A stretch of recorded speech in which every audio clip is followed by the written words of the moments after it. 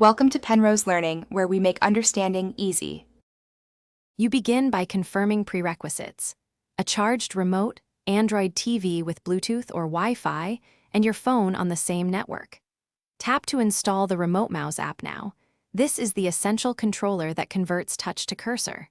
Once installed, open Settings on TV and phone and allow required permissions for input and local network access, because without rights the app cannot control pointer events. Make sure Bluetooth pairing mode, or the app's pairing QR, is active so the devices can discover each other. Next, connect and configure. Use the app to scan for the TV, enter the IP or pair over Bluetooth. You should see a confirmation code or prompt on both devices.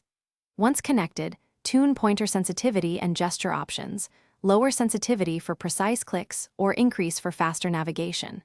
Map left/right click and \home to physical or on-screen buttons for comfort. Test the cursor in the Settings app to verify scrolling. Taps and long press actions work reliably before moving on to daily use. To finish, enable Auto Connect or save the TV profile so future sessions start instantly. This saves time each use. If the mouse stutters or stops, first make sure both devices remain on the same network and then reboot the TV and phone app, because temporary network or permission glitches often cause failures.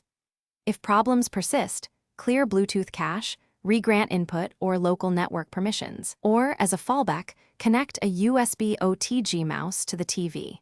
That confirms whether the issue is app-related. Thanks for watching. If this was helpful, leave a like and consider subscribing. See you next time.